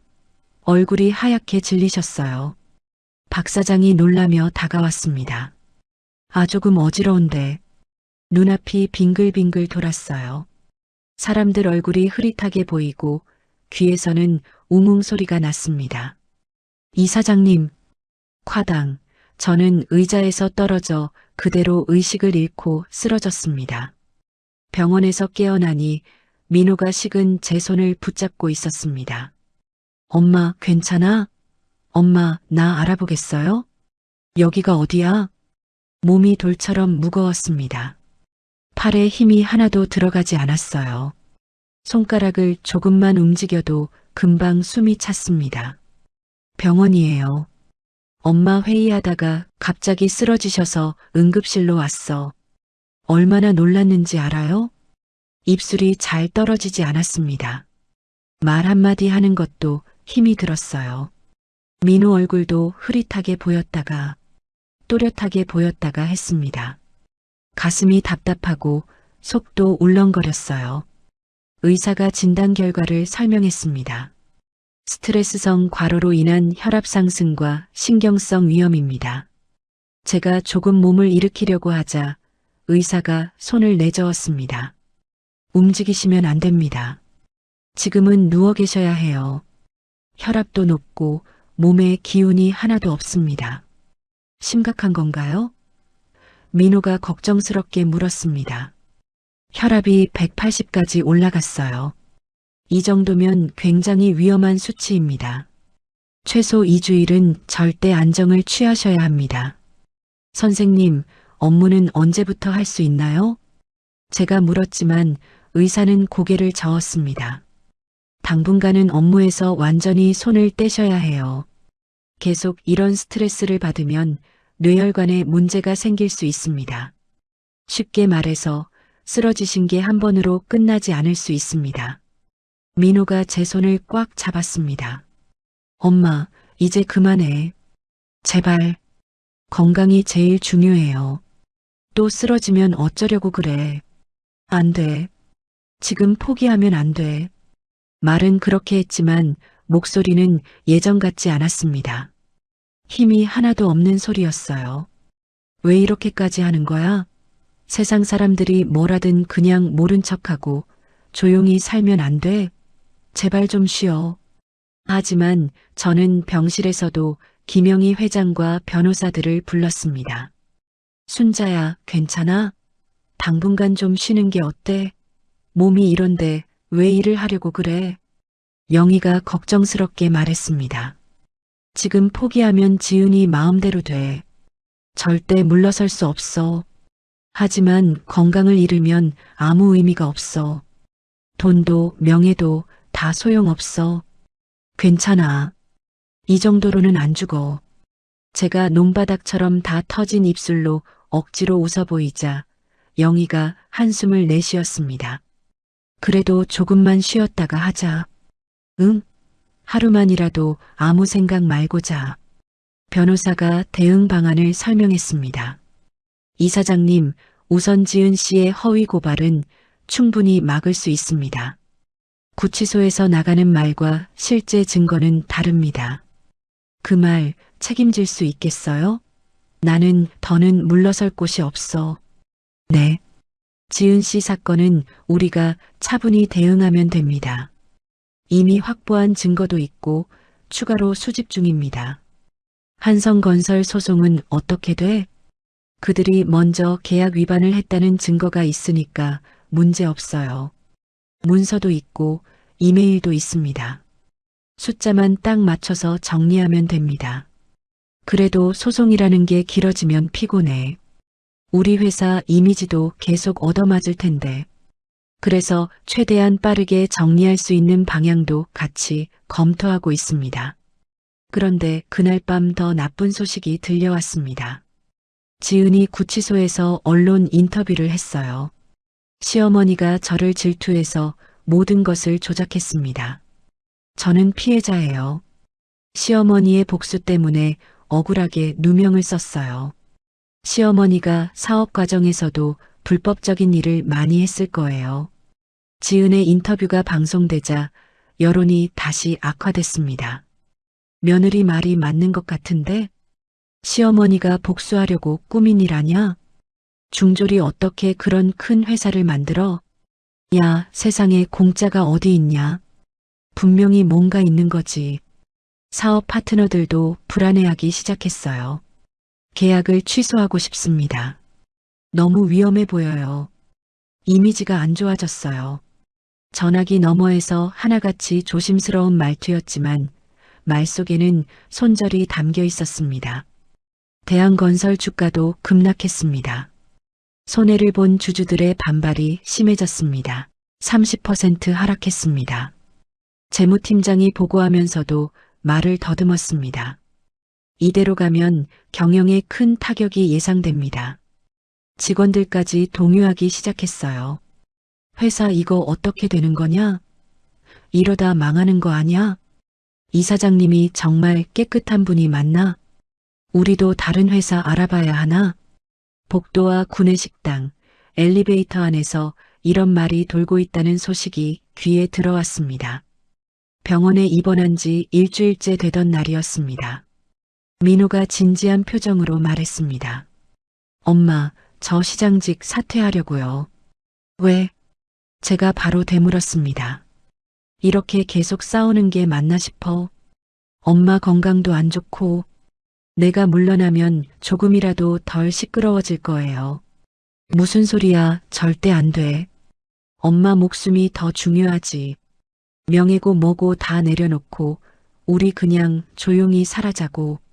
민호야, 지금 포기하면 악한 사람들이 승리하는 거야. 하지만 너는 시장이고 나는 회사 대표야. 우리가 물러서면 사람들은 뭐라고 하겠니? 역시 죄가 있으니까 도망간다고 할 거야. 민호가 한숨을 쉬었습니다. 엄마는 왜 이렇게 고집이 세? 조금만 내려놓으면 안 돼요? 30년 동안 숨어 살았는데 이제 와서 다시 숨을 수는 없어. 제가 천천히 말을 이었습니다. 이제야 겨우 내가 어떤 사람인지 세상 앞에 서기 시작했는데 다시 숨어버리면 지은이 말이 다 맞는 게 돼버려. 그건 난 못 참아. 그날 밤 혼자 생각해봤습니다. 정말 힘든 시간이었어요. 하지만 포기할 수는 없었습니다. 지은이 나에게 한 모욕을 갚을 때까지, 그리고 세상의 진실을 보여줄 때까지 절대 물러서지 않겠다고 다짐했습니다.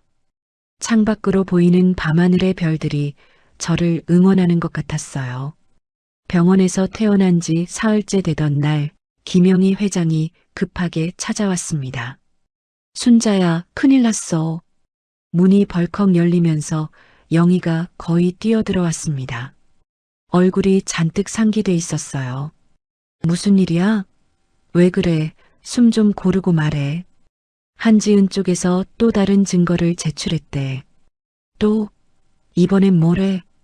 너에 대한 세무 관련 자료라고 해. 탈세 의혹을 제기하고 있어. 가슴이 철렁했습니다. 하지만 나는 세금을 탈세한 적 없어. 그게 문제야. 한지은이 가짜 서류를 만들어서 제출한 것 같아. 아니, 이제는 세무까지 건드려? 정말 끝도 없네, 그 얘는. 그날 오후 국세청 조사관들이 회사로 찾아왔습니다. 지금부터 대한건설 세무조사를 시작하겠습니다. 아무것도 건들지 마시고 물러나세요. 검은 가방을 든 조사관들이 줄줄이 사무실로 들어오는 모습을 보니 가슴이 답답해졌어요. 어떤 부분을 조사하시는 건가요? 박 사장이 긴장하며 물었습니다. 목소리가 약간 떨리고 있었어요. 30년간 모든 거래 내역과 납세 기록을 점검할 예정입니다. 30년 전 것까지요? 네. 한 건도 빠짐없이 다 보겠습니다. 조사관들이 회사 곳곳을 뒤지기 시작했어요. 서류 창고, 회계팀, 재무팀 책상이고 서랍이고 전부 뒤집어 엎는 것 같았습니다. 이사장님, 이 서류는 뭡니까? 회사 설립 당시 토지 매입 계약서입니다. 자금 출처를 명확히 밝혀주세요. 시장에서 장사해서 번 돈입니다. 그 돈 모아서 산 거예요. 증빙 서류가 있나요? 30년 전 일이라 구체적인 증빙이 부족했습니다. 저는 장부 대신 공책에 끼적이며 살던 시절이었으니까요. 언론에서도 연일 탈세 의혹을 제기했어요. 대한건설 회장, 탈세 의혹 조사 착수. 중졸 출신이 어떻게 거대한 부를 축적했나? 불법 자금 의혹 확산. 화면에서는 제 얼굴이 흐릿하게 모자이크된 사진과 함께 의혹이라는 말이 계속 흘러나왔습니다. 그런 와중에 더 충격적인 일이 벌어졌습니다. 한성건설 한철수 사장이 기자회견을 열었습니다. 대한건설 박순자 회장이 우리를 협박했습니다. 카메라 플래시가 번쩍이는데 한철수가 일부러 한숨을 쉬며 고개를 저었습니다. 딸 지은의 일을 덮어주지 않으면 계약을 파기하겠다고 했어요. 이것은 명백한 갑질이자 불법입니다. 한철수의 거짓 증언이 방송되자 여론이 더욱 악화됐습니다. 역시 뭔가 있었구나. 돈 없고 백 없으면 한지은처럼 되는 거야. 중졸 출신이라 자격지심이 있었겠지. 이런 사람이 기업을 운영해도 되나? 하루아침에도 댓글창에는 이런 말들이 무작위로 쏟아졌습니다. 시청에서도 민호를 사방에서 압박하기 시작했습니다. 시장님, 어머님 문제가 심각해지고 있습니다. 시민들이 사퇴를 요구하고 있어요. 이대로는 시정 운영이 어려울 것 같습니다. 민호가 집에 돌아와서 지쳐 보였습니다. 어깨가 축 처져 있었어요. 엄마, 예상은 했지만 힘들긴 하네. 견뎌야 해. 조금만 더 참자. 하지만 증거가 없으면 어떻게 해? 사람들은 다 믿고 싶어 하는 것만 믿어요. 진실은 반드시 드러나게 돼 있어. 엄마는 항상 그렇게 말하지만 지금은 너무 멀게만 느껴져요. 그런데 그날 밤 예상치 못한 전화가 걸려왔습니다. 이사장님, 김 차장입니다. 시청 개발과 김 차장이었어요. 평소보다 훨씬 낮고 떨리는 목소리였습니다. 무슨 일로 전화하셨어요? 이 밤에? 말할 게 있어서 전화드렸습니다. 한지은 씨가 거짓말을 하고 있습니다. 뭐라고요? 제가 자리에서 벌떡 일어나려다 어지러워서 다시 앉았습니다. 저를 협박해서 거짓 증언을 하라고 시켰어요. 더 이상 못 참겠습니다. 김 차장의 목소리가 떨리고 있었습니다. 숨소리까지 다 느껴졌어요. 지금 어디예요? 괜찮아요? 집입니다. 하지만 그냥 이렇게 살면 안 될 것 같아요. 자꾸 죄책감이 들어서 잠 한숨도 못 자겠습니다. 내일 검찰에 가서 모든 걸 실토하려고요. 정말이세요? 네, 한지은 씨가 혼자 모든 걸 계획했어요. 저는 돈에 눈이 멀어서 그랬던 거지. 죄송합니다, 이사장님. 아니에요. 지금이라도 마음 돌린 게 얼마나 고마운 일인데요. 고마워요, 정말. 전화를 끊고 나니 가슴이 두근거렸습니다. 죽으라는 법은 없구나. 드디어 반전의 기회가 온 것 같았어요. 다음 날 아침 김 차장이 검찰청에 출두했습니다. 한지은 씨가 저에게 접근한 게 먼저였습니다. 내부 정보를 빼내자고 제안한 것도 한지은 씨였어요. 이민호 시장님은 아무것도 모르셨습니다. 검찰 조사실에서 나온 김 차장의 얼굴이 화면에 잡혔습니다. 잔뜩 긴장한 표정이었지만 눈빛은 단단해 보였습니다. 김 차장의 증언이 언론에 보도되자 분위기가 급변했습니다. 시장 부인이 단독 범행을 저질렀다. 시장과 시어머니는 피해자였다. 억울한 누명을 쓴 것으로 밝혀져 자막이 바뀌기 시작했습니다. 한편 국세청 조사 결과도 나왔습니다. 대한건설은 30년간 성실히 납세했습니다. 탈세 의혹 무혐의. 탈세 혐의는 근거가 없는 것으로 판명됐습니다. 오히려 모범적인 납세 기업으로 분류됩니다. 조사관이 직접 사과했습니다. 억울하게 조사받으셔서 죄송합니다. 한지은 씨가 제출한 서류가 모두 위조였습니다. 그랬군요. 애쓴다고 고생 많으셨습니다. 그래도 진실이 밝혀져서 다행입니다. 지은의 거짓말이 하나씩 밝혀지기 시작했어요. 그날 오후 한성건설 한철수 사장의 모습이 뉴스에 전파되었습니다. 제가 거짓 증언을 했습니다. 처음과는 달리 이번에는 고개를 제대로 들지 못했습니다. 딸 살려보고자 그랬습니다. 박순자 회장님께 진심으로 사과드립니다. 한철수가 고개를 깊이 숙였습니다. 딸이 저지른 일 때문에 저까지 잘못된 길로 빠졌습니다. 앞으로는 정직하게 살겠습니다. 여론이 완전히 뒤바뀌었습니다. 박순자 회장이 억울한 누명을 썼네. 진짜 피해자는 시어머니였어. 며느리 한번 대단하네. 댓글이 달라졌습니다. 욕 대신 응원의 말이 보이기 시작했어요. 시민들이 오히려 저를 응원하기 시작했습니다. 박 회장님 화이팅! 부당한 공격에 굴복하지 마세요. 저희가 지지합니다. 민호에게도 격려 메시지가 쏟아졌어요. 시장님, 어머님 진짜 대단하시네요. 앞으로 시정 잘 부탁드려요. 가족이 이겨내셔서 기뻐요. 그날 저녁 김영희 회장이 축하 전화를 걸어왔습니다. 순자야, 정말 잘됐다. 그래도 네가 옆에서 버팀목이 돼줘서 버틴 거야. 고마워, 영희야. 뭐래니, 친구끼리. 이제 진짜로 당당하게 살 수 있겠네. 그래, 더 이상 숨을 필요가 없어. 민호도 환한 미소를 지었습니다. 눈가가 빨개져 있었어요. 엄마, 정말 수고하셨어요. 아직 끝나지 않았어. 지은이 재판이 남았잖아. 이제는 걱정 없어요. 진실이 모두 밝혀졌으니까. 그래도 끝까지 봐야지. 마지막까지 방심하면 안 돼. 그날 밤 오랜만에 편안하게 잠들 수 있었습니다. 30년 동안 숨겨왔던 진실이 빛을 보게 되었고 억울한 누명도 벗을 수 있었어요.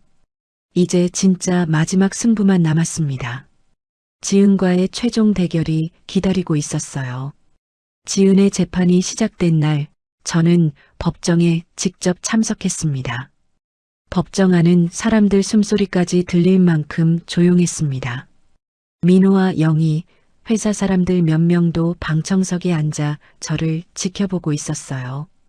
피고인 한지은을 출정시키겠습니다. 교도관의 목소리가 울리고 법정 문이 열렸습니다. 법정에 들어온 지은의 모습은 처참했습니다. 회색 구치소 복을 입은 그녀는 얼굴이 푸석하고 눈 밑에 검은 다크서클이 깊게 패여 있었습니다. 한때 자신만만하게 저를 내려다보던 오만한 표정은 완전히 사라졌어요. 어깨는 축 늘어져 있었고 걸음걸이도 힘없이 끌려가는 것 같았습니다. 머리카락은 윤기를 잃고 푸석해 보였고 늘 샵에 가서 매만지던 손톱도 깨지고 거칠어 보였어요. 지은이 저를 보더니 잠깐 멈칫하더니 바로 눈을 피했습니다. 예전처럼 당당하게 맞서는 눈빛은 찾아볼 수 없었어요. 대신 초라하고 위축된 모습만 남아있을 뿐이었죠. 서울대 출신이라는 자부심으로 가득했던 그 얼굴에는 이제 절망과 후회만이 가득했어요. 검사님, 논고를 시작해 주시기 바랍니다. 재판장의 차분한 목소리가 울렸습니다. 검사가 일어서서 지은의 범죄를 낱낱이 밝혔습니다. 피고인은 1년 6개월에 걸쳐 시청 내부 정보를 빼내 50억 원의 부당한 이익을 취했습니다. 검사가 서류를 넘기며 또박또박 읽었습니다. 또한 모든 범죄를 남편에게 뒤집어 씌우려 했고 시어머니를 모함하기 위해 위조 서류까지 만들었습니다. 이는 중대한 사회적 배신 행위입니다. 방청석 여기저기에서 작게 탄식하는 소리가 났습니다. 검사가 징역 7년을 구형했습니다. 피고인에게 징역 7년을 구형합니다. 검사의 목소리에 지은의 어깨가 순간 움찔하는 게 보였습니다.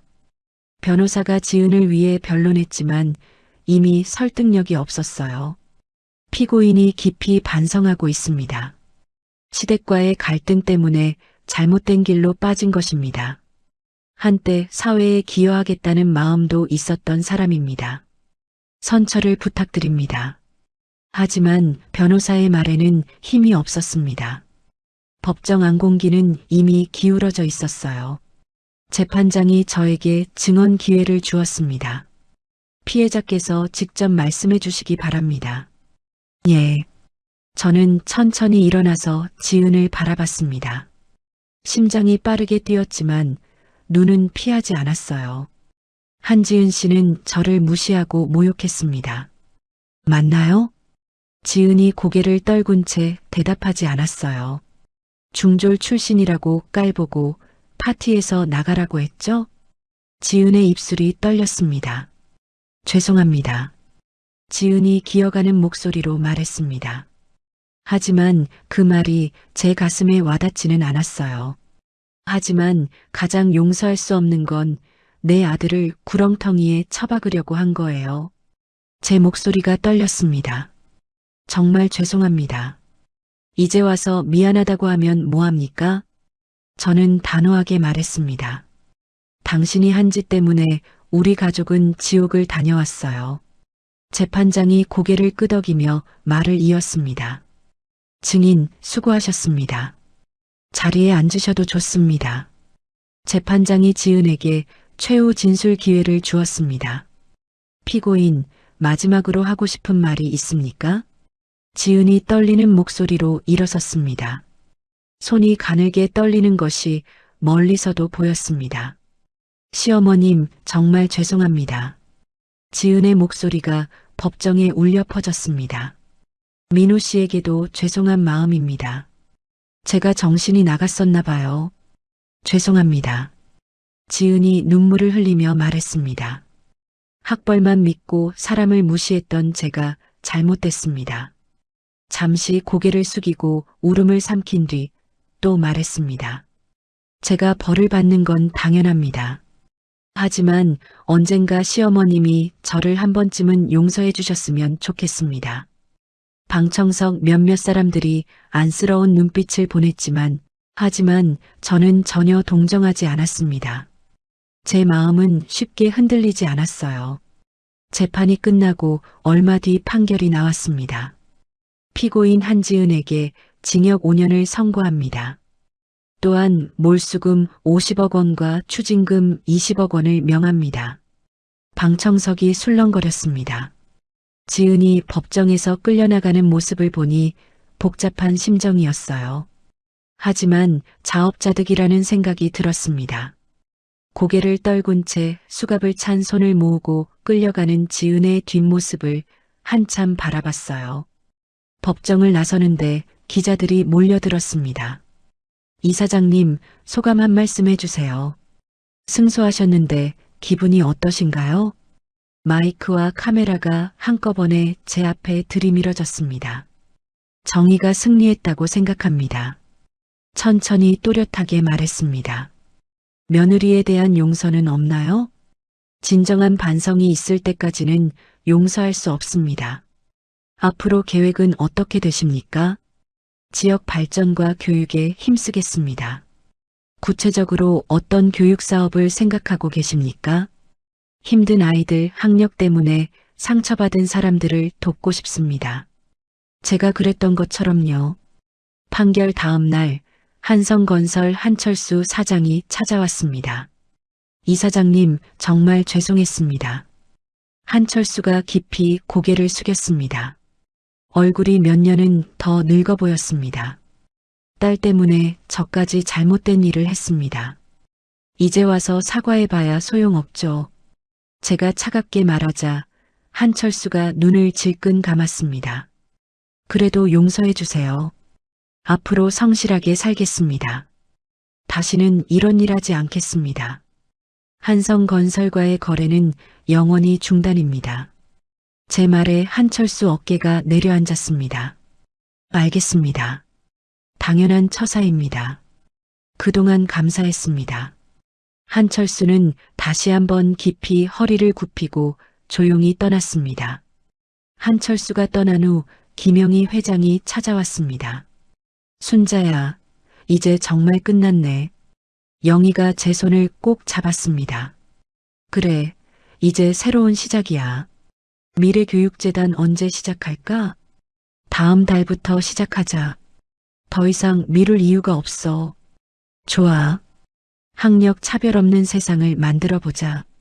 그래, 우리 나이에도 할 수 있는 일 많아. 민호도 시장 업무에 전념할 수 있게 되었습니다. 엄마, 이제 정말 마음 편히 일할 수 있어요. 그래, 좋은 시장이 되어라. 대한건설과 함께하는 개발 사업들도 순조롭게 진행될 것 같아요. 시민들을 위한 일이라면 언제든 도와줄게. 고마워요, 엄마. 그날 저녁 혼자 서재에 앉아 30년 전을 떠올려 봤습니다. 시장에서 야채를 팔며 시작했던 작은 투자가 이렇게 큰 결실을 맺을 줄 몰랐어요. 무엇보다 지은이 저에게 한 모욕이 제 인생을 바꾸는 계기가 되었습니다. 좀 빠져 계시라고요. 그 말이 오히려 저를 더 강하게 만들었어요. 이제는 누구도 저를 무시할 수 없습니다. 학력이 아닌 실력으로, 정직함으로 인정받게 되었거든요. 다음 날 아침 회사에 출근하니 직원들이 환영해줬습니다. 이 사장님, 수고 많으셨습니다. 앞으로 더욱 열심히 일하겠습니다. 저희가 이 사장님을 진심으로 존경합니다.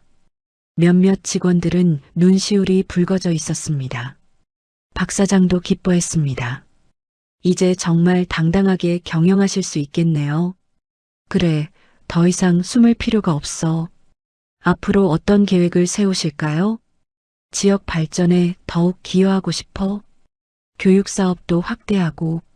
좋은 생각입니다. 저도 힘을 보태겠습니다. 오후에는 시민들이 회사로 찾아왔습니다. 이 사장님, 그동안 고생 많으셨어요. 저희가 응원하고 있었어요. 앞으로도 우리 지역 발전 잘 부탁드려요. 당연히 최선을 다하겠습니다.